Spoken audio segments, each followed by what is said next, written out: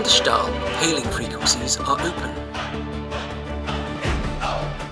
HarrisFilm Productions, Task Force 78. The stuff dreams are made of. Exploring the frontiers we're part of. Through war and through review, adventure spins on. With HarrisFilm blazing from dusk till dawn. A positive, creative voice is now online. From Orion's belt to the U2 zone, they guard the peace the stars have known. Trek connections, the stories flow, where classic dreams and new ones grow. In the AV Club, the signal hums, old tech revived, new vision comes. They stand united with passion and grace, a positive voice in the fan film space. The opinions expressed in tonight's podcast are those of the individuals speaking. They do not necessarily reflect the views of HarrisFilm Productions or its other crew members. This is Steve Harry Harris and HarrisFilm crew. Tonight we have Matt Arnold, Roy Ivy, Mark Ferguson, David Savalowski, Ken Mays, and Brandon King. All right, tonight on HarrisFilm Reviews, it's Borg Hunters from Starfleet Fan Productions International. So here we go. Borg Hunters number 1.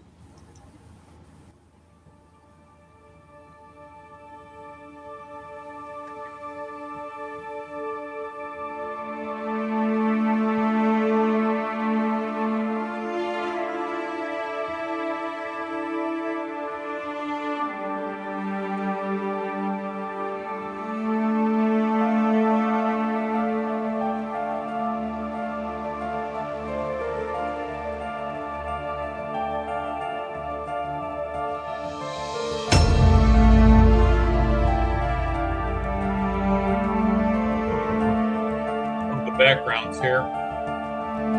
Yeah.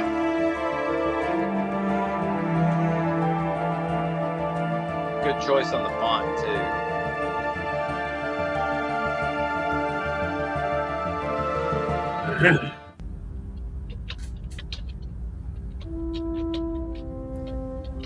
Captain's Log, Stardate 68315.6. Harry Kim, commanding. It's been 20 years since I began my career aboard the USS Voyager. I finally have my own command. Although our crew is small, our mission is large: to find Borg drones who are disconnected from the collective and restore them to their former selves. My mentor and former commander, Captain Chakotay, has agreed to join me to provide guidance and support. His experience will prove invaluable.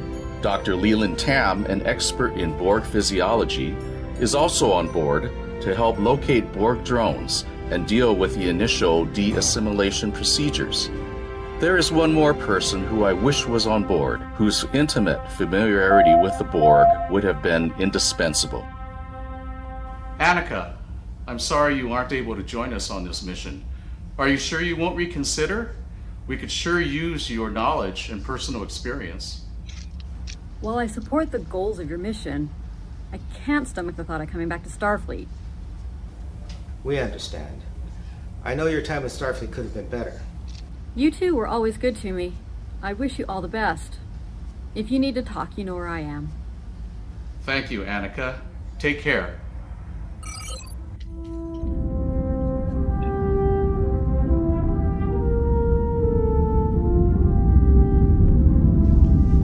Harry, this doesn't look like Starfleet issue. No, I built it myself, especially for this mission. I call it the Borg Blaster. Borg Blaster. Our standard phaser rifles have random frequency generators, so it's harder for the Borg to adapt. I know. This one generates multiple simultaneous frequencies to confuse the Borg even more. Ah, like dealing with a punch and a kick at the same time. Captain! Captain! We are receiving a distress signal from a nearby ship. It has a single occupant. And it's a Borg drone signature. I'm heading for the bridge. We've hit pay dirt. Open a channel and hail him. This is Captain Kim of the USS Fauci, a Federation ship. Are you in need of assistance? I am Grant. I escaped from the Borg Collective. We are here to help former Borg, just as yourself. Captain, I'm detecting a hull breach in his ship. He doesn't have much time. Grant, your ship is tearing apart. Send us your coordinates now. Sending you coordinates now. Received. Transporting now. Heisenberg compensators. He's in the pattern buffer.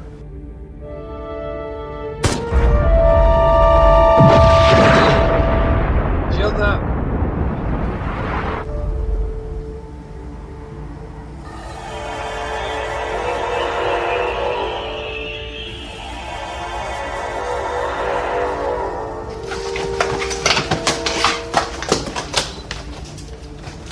Are you okay, Grant?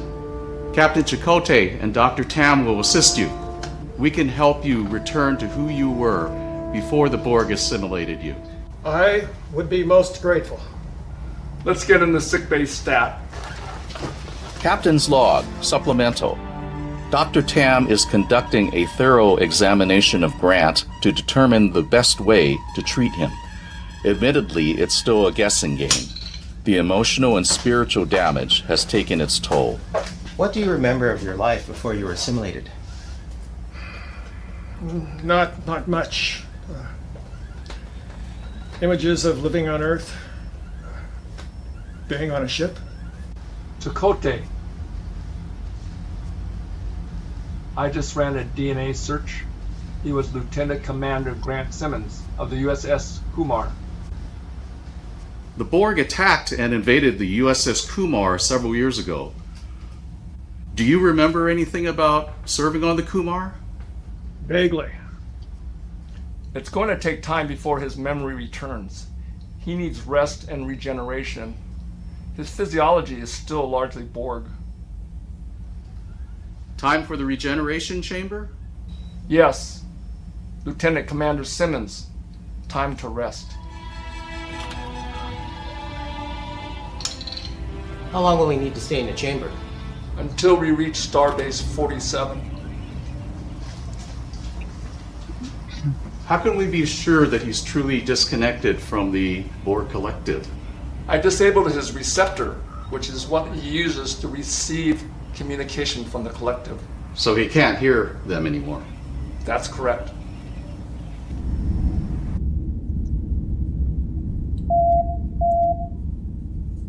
Admiral Janeway, this is a surprise.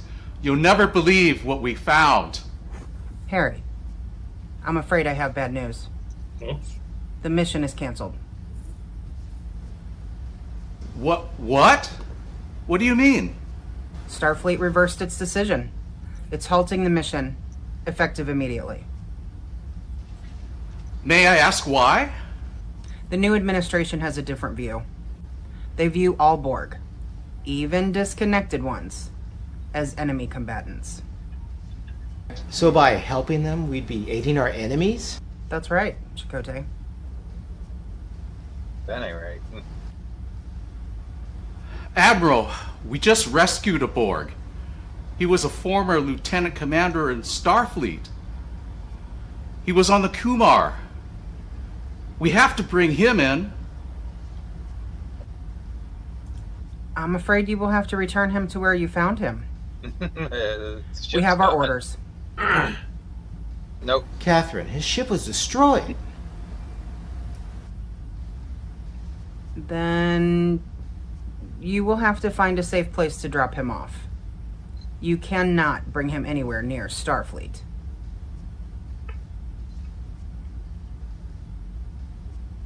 I'm sorry, gentlemen. I know how important this is. Especially to you, Harry. I'm sorry too, Admiral. Kim out. Time to call Annika.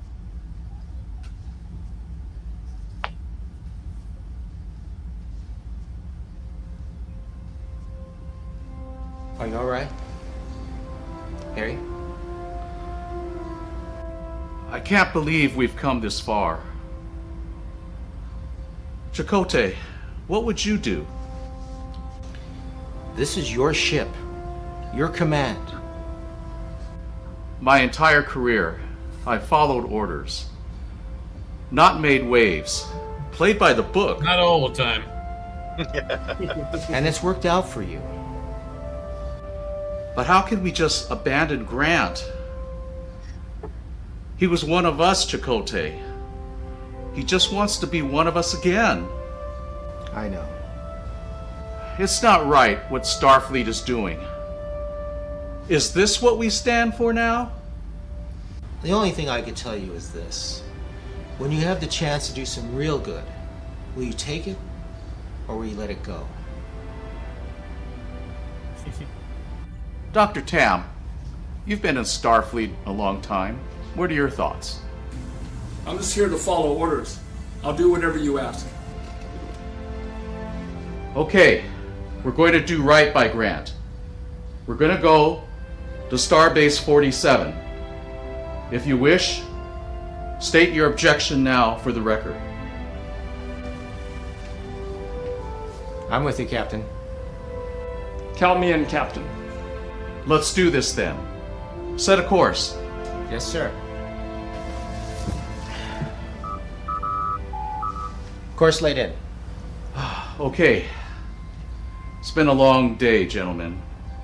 I'm going to head back to my quarters. Same here. Autopilot will take us the rest of the way. What about you, Tam? I'll turn in soon, but there are a few more things I need to do. Wouldn't Starbase 47 be getting new orders too? Yeah, I would think so.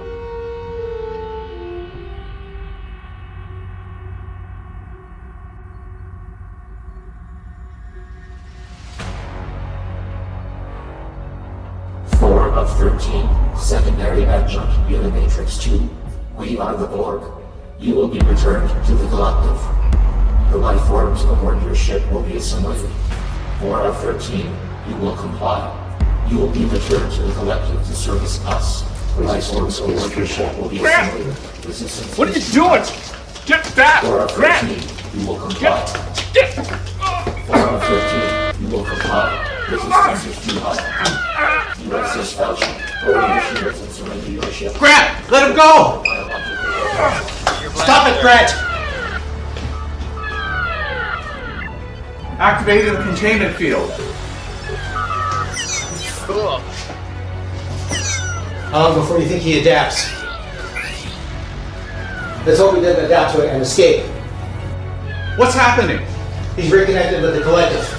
But he already disconnected his communications receptor. The Borg adapts. There must be a secondary one.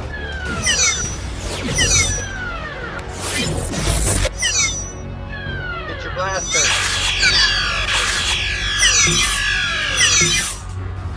Phaser rifles.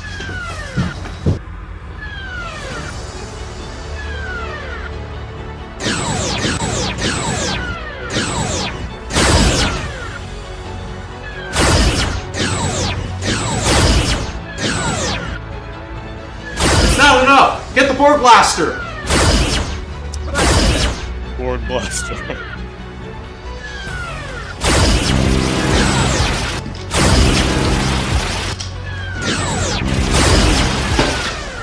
What if we disrupt the frequency of the Borg communicator? It's worth a try. I'll keep you covered. 4 of 13, you will comply. Resistance is too high. Harry, I don't know how much longer I can do this. Initiating frequency disruption. Resistance is 4 of 13, you will comply. That's it, Harry. Resistance That's it, Harry. is too high. Resistance is too high. It's too high. No! Resistance is... I am not the Borg! I am Grant Simmons! I resist!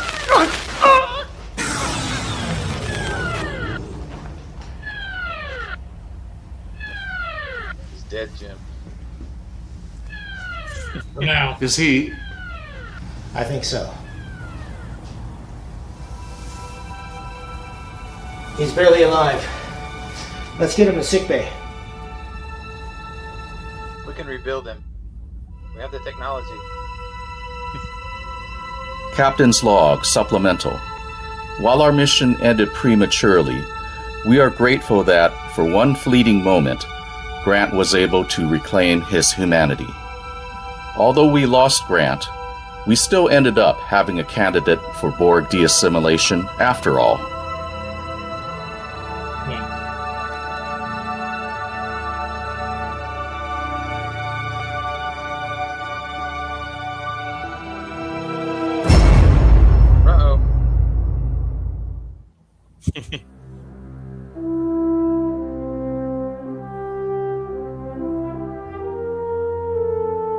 So apparently they killed Grant.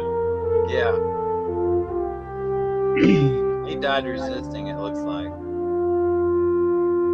Resistance is fueled up. Written by David Cheng.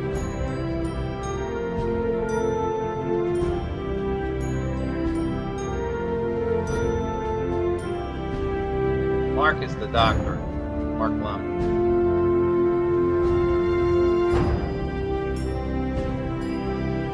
Oh, and Harry Kim finally got a promotion. And of course, you know, Camera Mikey. Yeah, He usually plays absolutely. Captain Kirk in the TOS movies.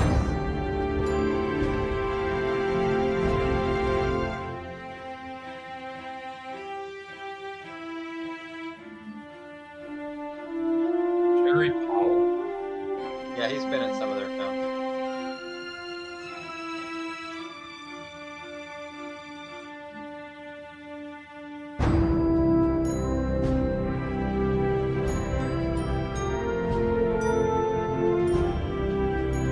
We need to get Camera Mikey to work on our color. Borg cosplayers are very committed. It's a lot of equipment to maintain.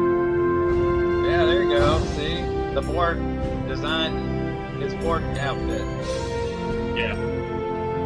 Yeah, I've seen them, and a lot of them take, their own artistic flourish before. Right.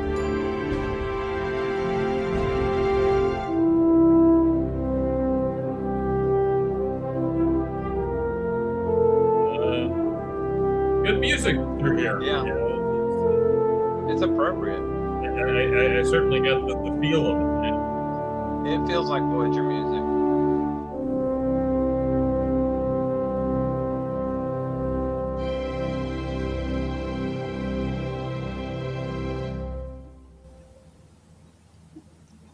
All right, you might be wondering why I said Borg Hunters #1.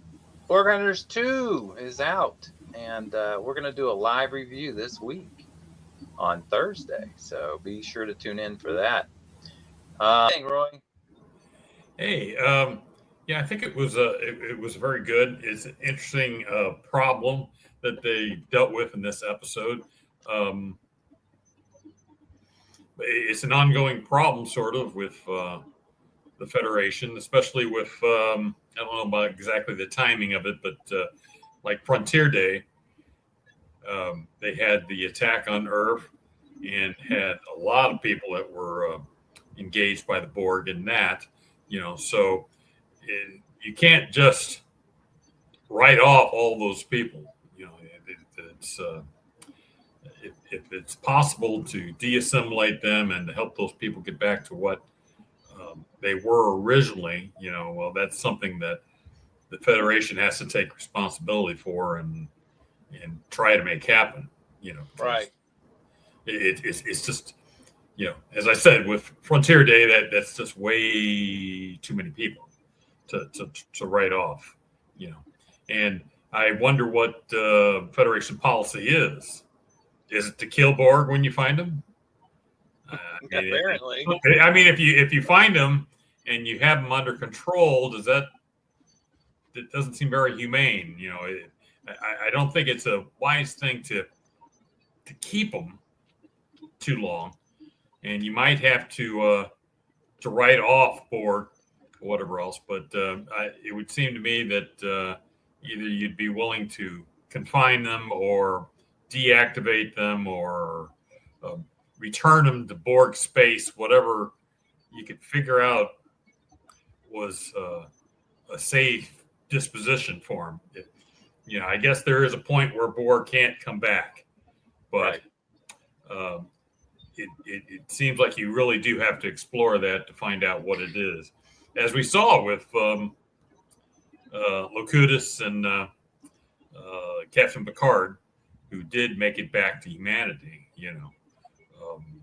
I mean, you've got 7 of 9, as well. We have that, and they brought those back, and they were, I guess, over time, 7 of 9 certainly was brought back, whatever else. So it's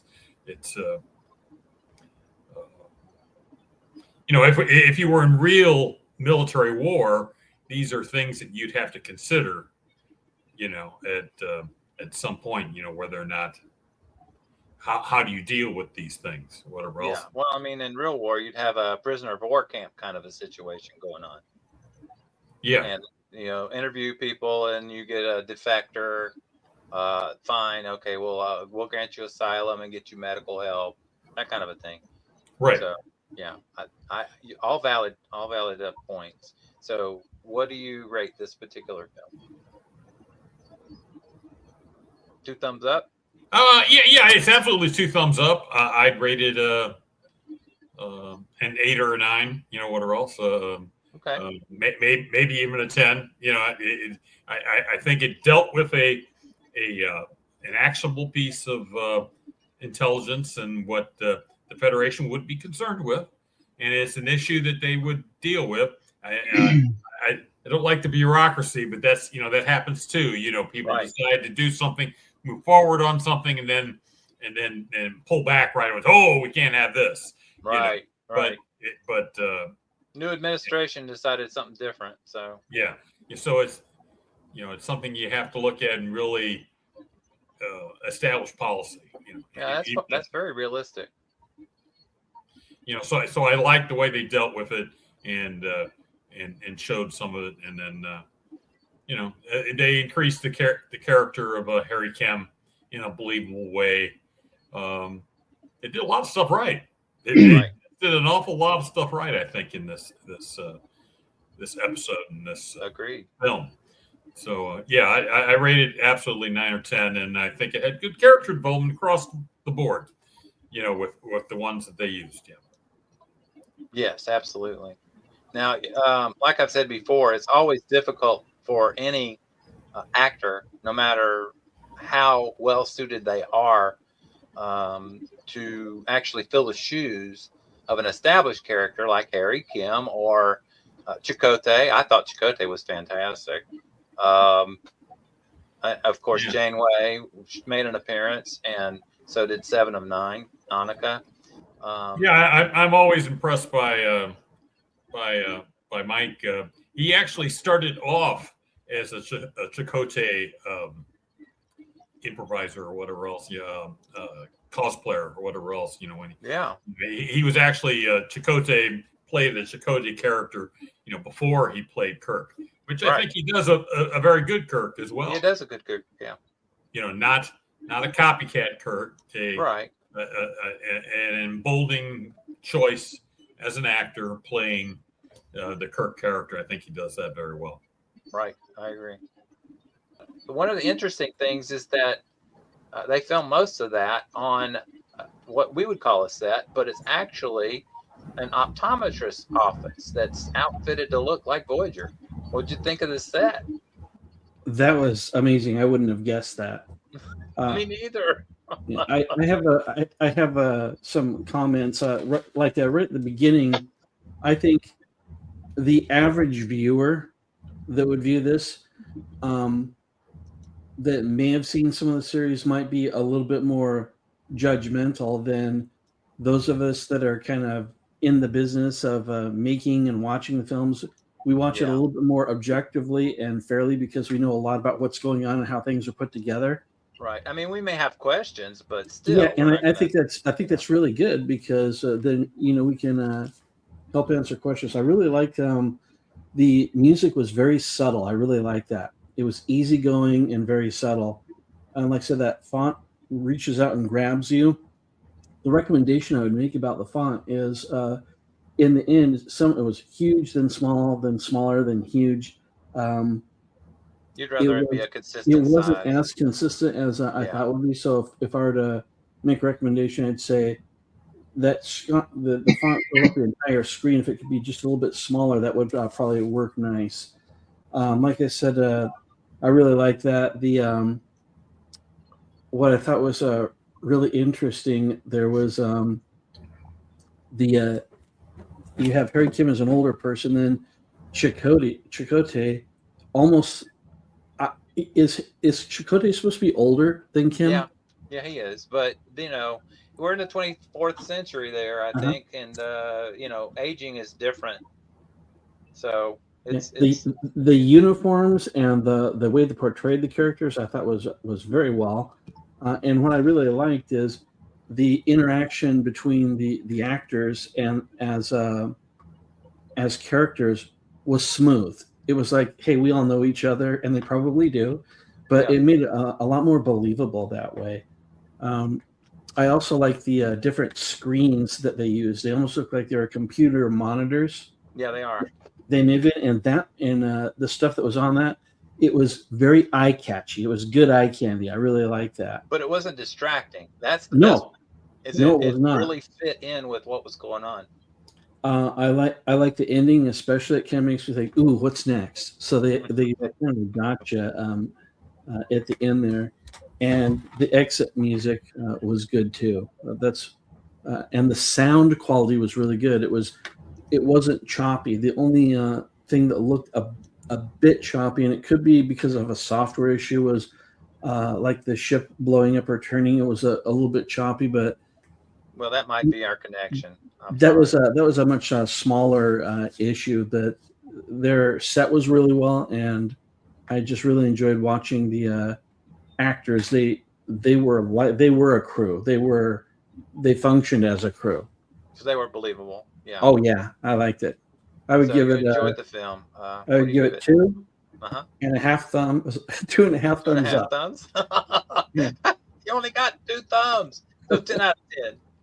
Yeah. So, congratulations. I want to see more. Excellent. Well, I got to meet him at the Star Trek convention last year in Las Vegas. Very nice. A lot of people know him. A lot of people were walking up in the main foyer there to take pictures with him. Right. And what was really nice is we were right in the middle of hello, and people were walking up, and he says, "Excuse me, I'm talking to this gentleman right here. I'll be right with you." And I thought that was so kind, Yeah.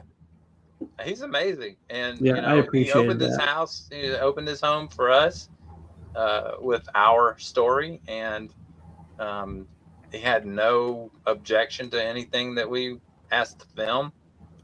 And hopefully we'll resume some filming a little later after the conventions settle down again, And Bruce Turner may be with us on Thursday. I'm not sure yet. But Bruce says hello to everybody.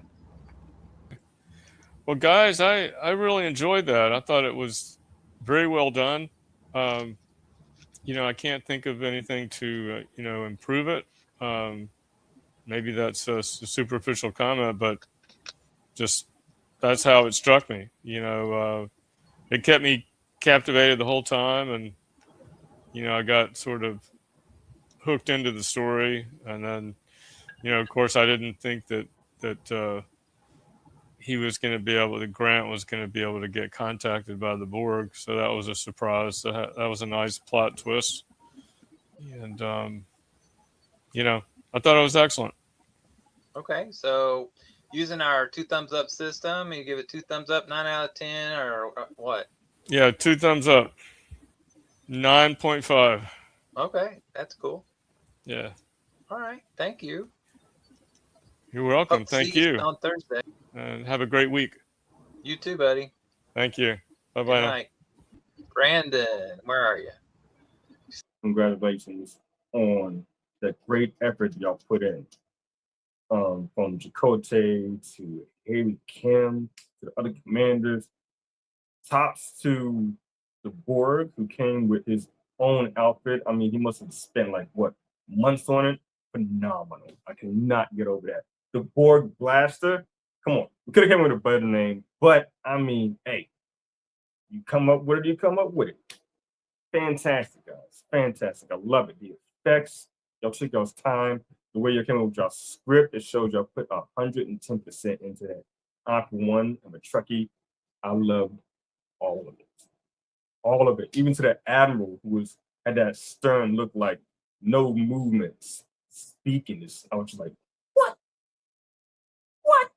You know what I'm saying? So anyway, the review, I loved it. I watched everything. The script was on point. There was really no errors. You know, everybody's movement was straight and to the point. I look forward to seeing more. I know that y'all got a few more videos, and I haven't watched them all yet, but I am getting forward to doing it. So good luck to everybody.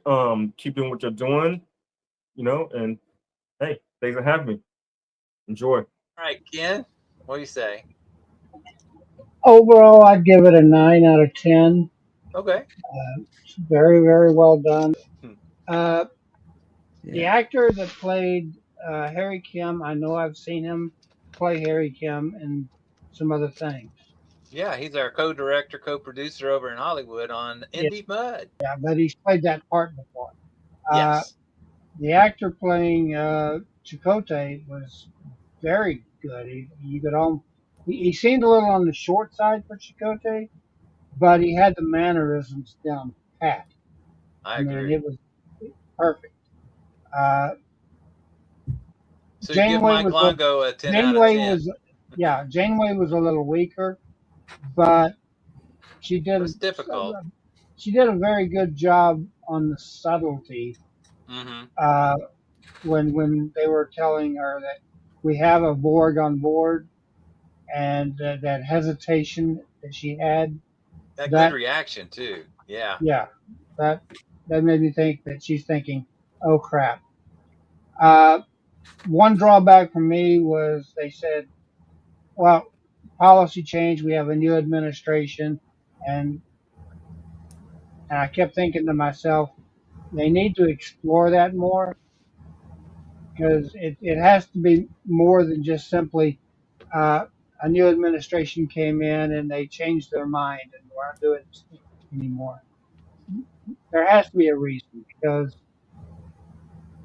Star Trek, the government of the Federation, has been shown to be a little bit more evolved, a little bit more. They don't just do things.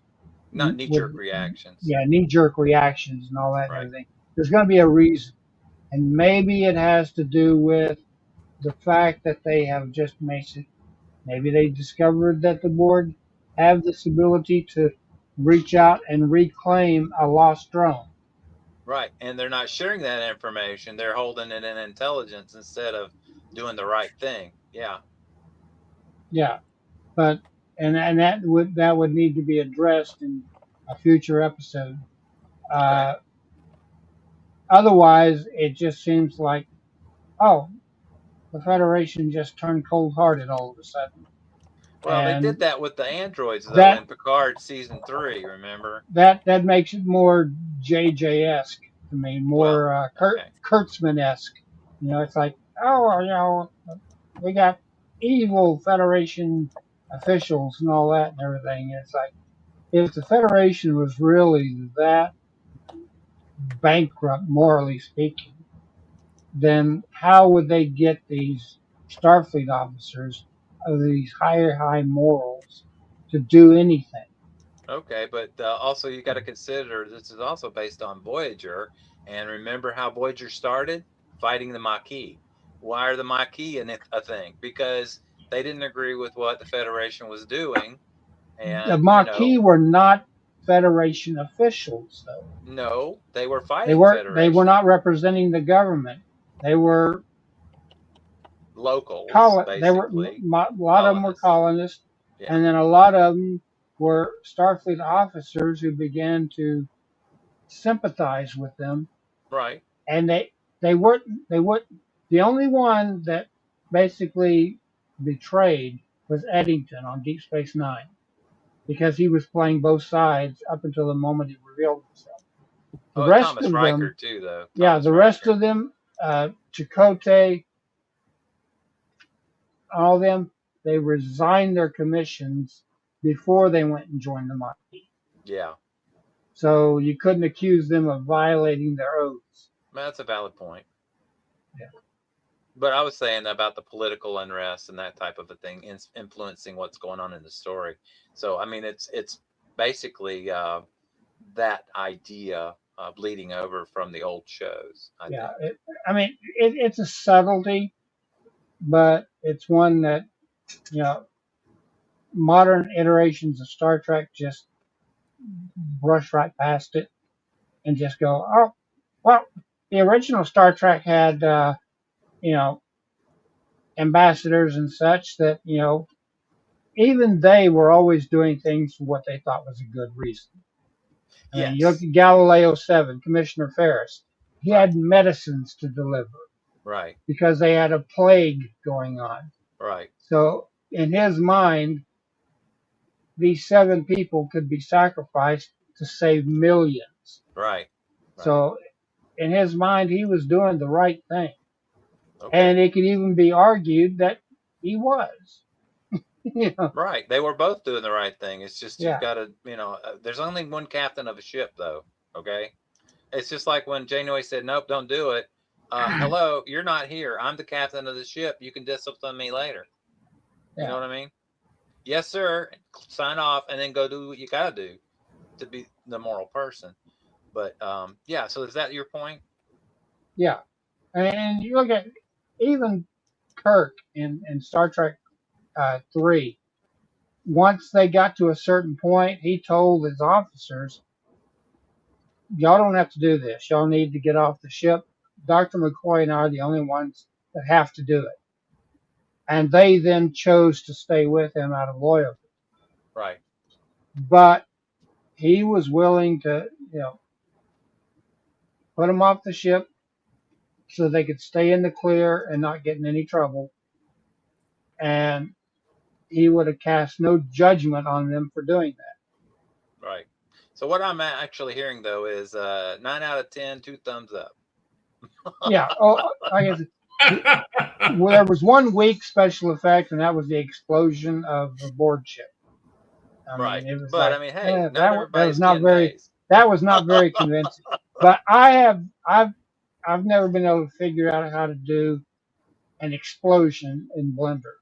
Right. And I will help supplement that explosion whenever we have to do that. I've got some stock shots that actually help cover there's certain tricks I can do with flashing lights and stuff to kind of fake it. Yeah. But as far as the fire and the smoke, I have done explosions like with the Klingon battle, but it's even with my workstations, that's a very time-consuming process to render that out. It sure is. I mean, you remember that one short animation of the Klingon ship exploding? It was like less than 10 seconds long, and it took 2 weeks to render. The beams came out from under the Klingon ship and blasted through it, and fire and smoke came out of it. Yeah. That took 2 weeks to render. Yep. Yeah. It was the volume of the smoke and the flames. Yeah. So. Volumetrics is what it's called. Right. And very CPU, GPU intensive. Yeah. All right. Thank you. So I don't judge them too harshly on that, because it's like, well, if you handed that to me and told me do this, and I'd be like, oh crap. I try to figure out a way of doing it without using volumetrics. And I'd use volumetrics if push comes to shove, and I absolutely cannot figure out anything else. But anything else that I did do would not be as realistic looking. Right. Well, we've So moved past the point where we can legally blow up a model and use slow motion, you know, in real life using a practical effect. So I'll create the model in Blender, convert it to STL, send it to Matt, let him print it out on his 3D printer, and then stick a dynamite inside it, put there it you in are. front of a star backdrop, and blow it up. Yeah, slow motion, extreme slow Yeah, motion. use one of those ultra high speed cameras. Right. And then That's what I'm Matt's the only one that gets arrested. There you go. Cut our losses. Yeah, he's expendable. Okay. All right. Oh, I'm expendable. Okay, I remember that. All right. So, what'd you think, Matt? You usually go first. Sorry. It don't matter. I think David Cheng did a good job on episode. Everything storyline told exactly what it said it was. So they encountered a Borg ship, and they got a distress call, so they responded to it, and it was a Borg ship, the first candidate. But Right. you know, like what Ken mentioned about the other signal from the Borg.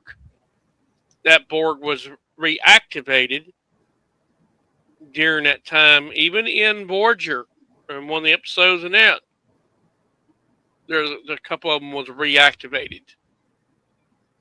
Right. That also happened in Voyager, and I think Next Generation too. But I think the episode turned out fine. I think it's been a while since I've seen this episode. Right. I think they all did a good job on their with their character. The storyline was the script was written good, and the only thing is when the ship turns, that I think a little glitch in it. I think that was my fault. I don't know. I'm pretty sure it was a technical glitch from me showing it to you. And so go back out and look at the YouTube original. I'll look at it. But yeah, I think it's fine on there. Other than that, you know, everything looked good. I give it 9.5 out of 10. Wow. 2 thumbs up. All right. Excellent. So yeah, you know, I usually don't talk a lot about these things, but you know, David, you guys are close to our hearts. We appreciate everything you do for us.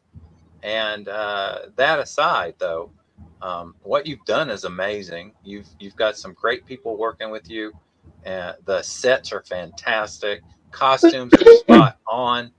The music was very appropriate, very Voyager-like, and the sound was perfect. The music was balanced properly. I didn't have to strain to hear anybody talk over music or anything like that. You know, what can I say? You guys are natural. And you know what? Even if you had some shortcomings here or there, like we do, and boy, let me tell you, we take ourselves apart whenever we're ready to release a film. I'm like, yeah, but I can't do anymore. You know, it's not really ready, but that's the best we can do with our technical capabilities right now. But let me tell you, guy, the story's the thing, and you're obviously a good writer. I love the script. I love the story. And I'm looking forward to Borg Hunters 2, which I'm not watching until Thursday, so that it's a surprise for me. And we get to enjoy your company on Thursday. So we're looking forward to that. So 2 thumbs up from me, 9 out of 10. And hey, you know, nobody's perfect. None of our films are going to get a 10 out of 10. So don't even worry about that. You got a great score. We're probably the worst critics on our own stuff than anybody. Right. Well, I mean, hey, we're involved, so yeah, we know what's going on. But you know, like I said, can't wait to see the next one. I always enjoy watching David's stuff, and does a good job at doing it. Right. Everybody try to join us on Thursday night, 8 p.m. Eastern, 7 Central, 6 p.m. Mountain Time. and 5 p.m. Pacific, when the HarrisFilm crew you're seeing on the screen right now joins David Cheng and his group to watch and review Borg Hunters #2. It was released last week, and we're going to have a good time. So join us live Thursday. See you then. So that's it for tonight from HarrisFilm Productions. We hope you enjoyed the show. Come back and see us again soon. Be sure to like, comment, subscribe, and share. Good night, everybody.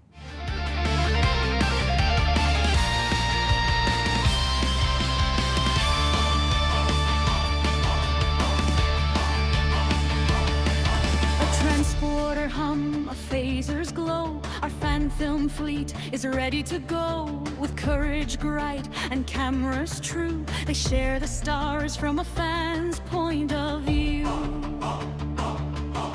In alien halls or hangars wide, they carry the dream on every tide. The voyage continues, the vision's clear. HarrisFilm Productions is always near.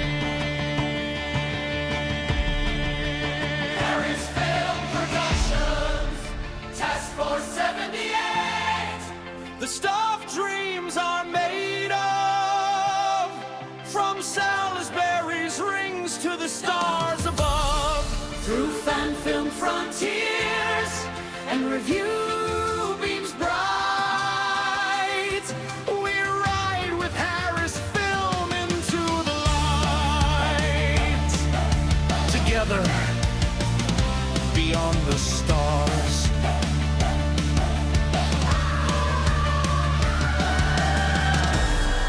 HarrisFilm Productions, boldly bringing fan films where none have gone before.